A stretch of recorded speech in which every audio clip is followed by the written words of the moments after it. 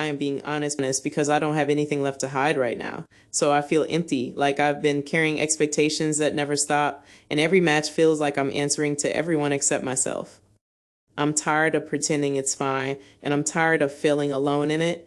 I just want to go home. I need people to understand what this does to you. And then she asked if I could do the encore interview with her, and I said no because I knew I was going to cry the whole time, but she encouraged. What you heard was not a routine post-match frustration.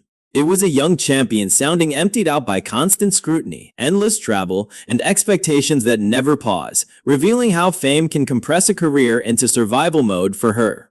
Tonight, subscribe the channel for more updates. And the reason that confession hit so hard is that Coco Gauff is one of the last players the public expects to hear it from, because her entire rise has been defined by composure, discipline, and an unusually careful public voice. She has spent years appearing steady under pressure, answering questions with maturity, presenting herself as someone who can absorb the spotlight and still perform. And that image has become so ingrained that many fans forget she is still navigating a life that started moving at a speed most people never experience. When she says she feels empty, that word is not about one match or one opponent or one bad day. It is a description of what happens when the calendar never truly stops.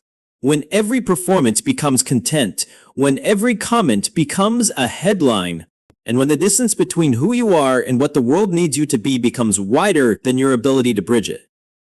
In tennis, the player is the brand, the storyline, the product, and the evidence all at once. There is no jersey number to hide behind and no team huddle to absorb criticism, because every win and every loss lands directly on the athlete's identity. For a player who became famous as a teenager, the pressure arrives early, before coping tools are fully built, and it keeps stacking because once you prove you can do something extraordinary, the world quietly treats extraordinary as the new baseline. Gauff's career has unfolded in that exact environment, one where the early breakout was celebrated as destiny, and destiny has a cost because it reframes the normal learning curve of a young athlete into a relentless demand for immediate. Within the sports community, analysts often talk about the second act problem for prodigies, the period after the initial explosion when expectations shift from curiosity to entitlement. The audience no longer asks what you might become, it demands that you already are it. And that demand shows up in the smallest details. A short practice clip becomes proof of form, a slow first round becomes a crisis. A press conference pause becomes evidence of fragility. A scheduling decision becomes an argument about ambition. That is how emptiness is created, not by a single harsh headline, but by thousands of small moments that tell you your interior life is less important than the exterior result. When Gauff says she wants to go home, she is describing the oldest human instinct, the need for a safe place where performance is not required and where you are not a symbol. But for a top athlete, home also means escaping the constant need to be interpreted. In today's tennis ecosystem, interpretation is constant. Every match is clipped, every facial expression becomes a GIF, every comment becomes a quote card, and what begins as celebration can quickly become surveillance. It is not only the pressure to win, but the pressure to be the right kind of winner. The pressure to appear grateful without appearing satisfied. The pressure to speak with confidence without sounding arrogant. The pressure to be vulnerable without being labeled weak. That is the mental grind modern athletes describe when they talk about burnout. Because burnout is not always tired muscles, it is the repeated experience of having to perform emotionally for an audience that believes it owns the story. Gauff's confession carries extra weight because she has, for years, been held up as an example of how to handle the moment correctly. If the model of composure is saying she feels empty, then the question becomes what the model was absorbing all along, and what the sport demands from young stars before it is willing to call the demand excessive.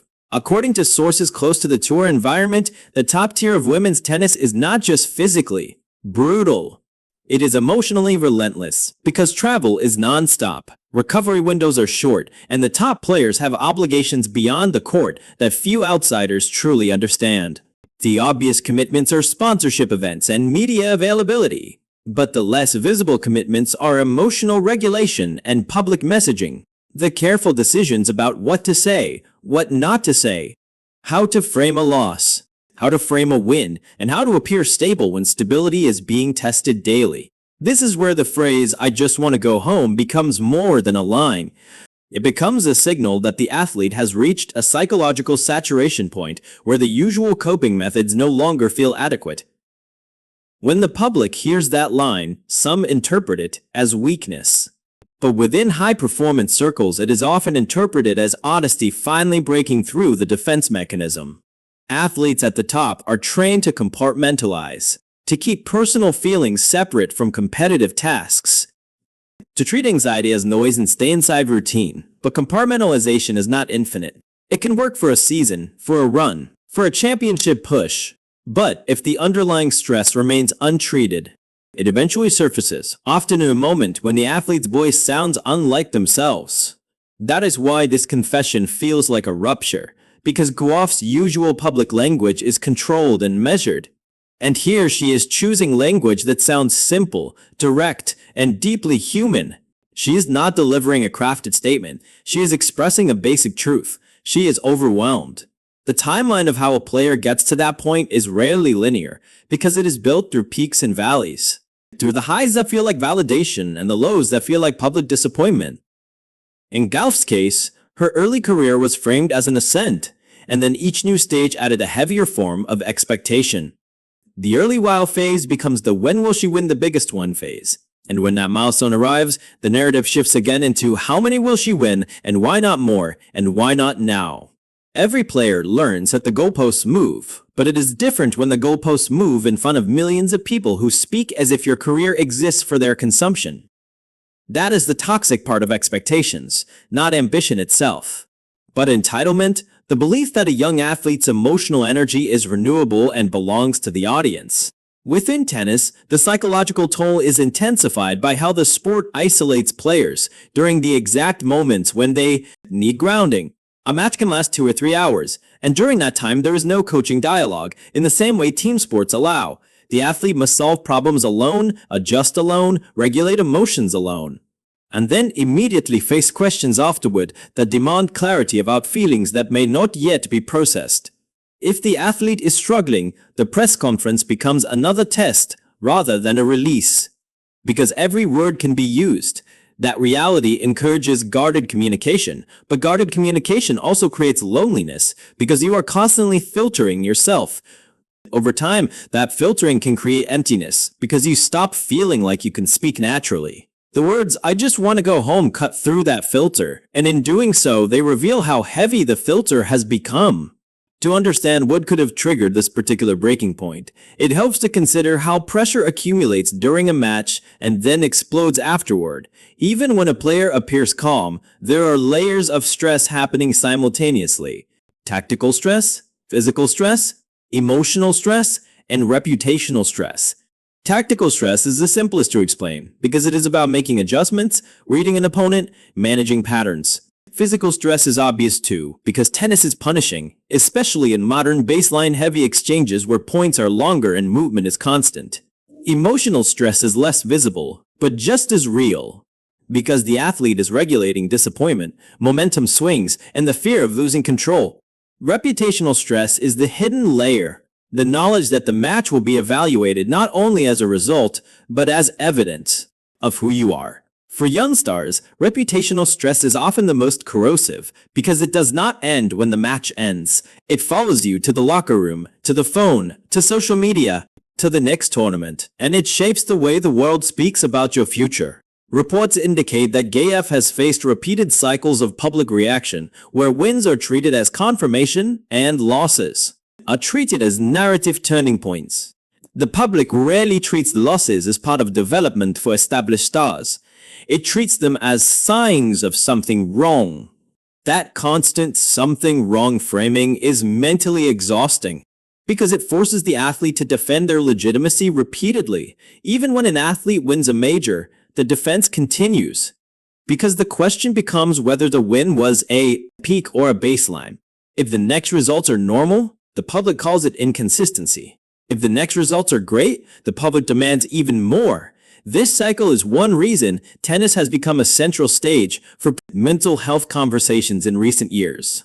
The sport's structure, with its year-round schedule and individual exposure, is perfectly designed to amplify psychological strain within the sports community. Analysts suggest that the most dangerous period for a young champion is not the climb, but the maintenance, because the maintenance phase is where joy can be replaced by obligation. When you are climbing, the pressure has excitement attached to it. When you are maintaining, the pressure has fear attached to it. Fear of losing what you have, fear of letting people down, fear of confirming critics. That fear does not make the athlete weaker, it makes the athlete human. The problem is that the public often expects athletes to be superhuman, and when they show humanity, the public punishes them for it. Gauff's confession also echoes a broader pattern seen across elite sports, the collision between brand building and personal sustainability. Modern athletes are not only judged by results, but by presence. They are expected to be available, articulate, and constantly visible. This visibility creates opportunity, but it also creates exhaustion, because the athlete becomes both performer and content generator. The difference between playing tennis and living? Tennis becomes smaller until it almost disappears. When Gauff says she feels empty, part of that emptiness may come from the disappearance of space, where tennis is not the central identity. Young athletes often sacrifice normal adolescence for training and travel. And in return, they gain achievement, but they also lose the ordinary experiences that help build resilience outside sport. The result is that when sport becomes stressful, there is less external life to fall back on. Home becomes symbolic not only of family, but of a place where the athlete's value is not tied to a scoreboard. That is why the line, "I just want to go home," can feel like an alarm bell, because it implies the athlete no longer sees the tour environment as emotionally safe. It is not that the athlete does not love tennis. It is that the athlete does not love what tennis has become around them. This is a critical distinction in mental health discussions, because athletes can love the craft and still be crushed by the ecosystem. The ecosystem includes the ranking system that rewards constant participation, the social media environment that magnifies every flaw, the media cycle that demands constant analysis, and the commercial apparatus that ties identity to performance within the WTA. The public conversation about protecting athletes has grown louder, but the structural realities remain difficult. Players can choose their schedules, but skipping events can cost ranking points and create narratives about decline. Players can reduce media exposure, but doing so can create headlines about attitude. Players can be honest about stress, but honesty can be interpreted as weakness. This is the double bind young stars often describe, and it is exactly the kind of double bind that produces the emotion in Gauff's confession. The audience hears one sentence, but behind that sentence is a long history of balancing contradictions.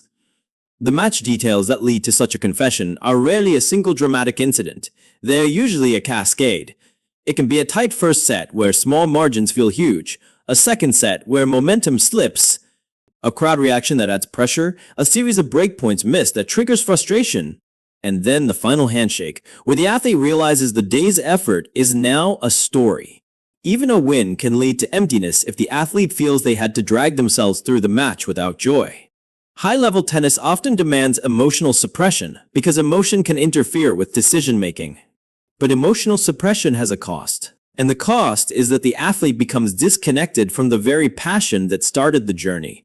When Gauff says she feels overwhelmed by expectations, she is describing a situation where the sport's emotional rewards are no longer reaching her in the same way.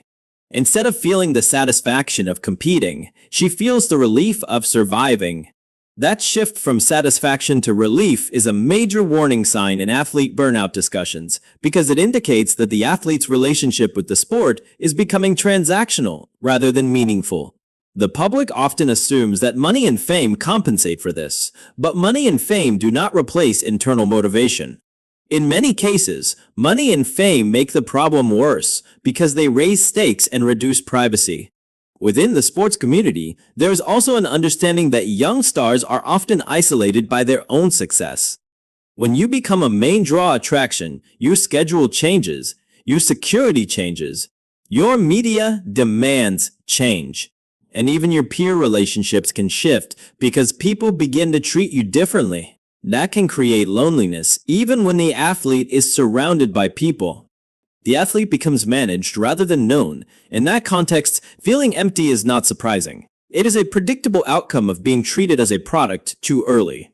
This confession also forces the tennis world to confront how it talks about youth and resilience. When a teenager breaks through, the narrative often frames them as fearless. But fearlessness is often just youth's natural lack of experience with consequence. As the athlete grows, consequence becomes clearer, and the fearlessness can turn into caution. That is normal development, but the public interprets it as decline. Gauff's journey has included both extraordinary highs and widely analyzed lows, and each moment has been turned into a lesson for the public to debate. The athlete becomes a case study rather than a person. The phrase, "I just want to go home," rejects the case study framework. It is not an analysis, it is a need. It also has implications for how her team might respond. In modern tennis, teams increasingly emphasize mental performance support, not only sports psychology, but also lifestyle management, schedule, planning, and communication boundaries. A confession like this can be a turning point that prompts changes: fewer events, more rest, reduced media exposure, or a shift in training priorities towards sustainability. None of these decisions would signal weakness. They would signal strategic self-protection. But the public response often determines whether athletes feel safe making those choices. If the media interprets rest as quitting, athletes are discouraged from resting. If fans interpret vulnerability as drama, athletes are discouraged from honesty. This is why the wider conversation matters, because athlete welfare is not only about what organizations provide, but about what audiences reward. The broader mental health context in tennis has been shaped by years of athletes speaking up about anxiety, burnout, and the difficulty of living under constant scrutiny. What makes each new confession important is not the shock value, but the normalization. When an athlete of Gauff's stature expresses emptiness and the desire to go home, it reminds the sport that mental strain does not discriminate by talent or success.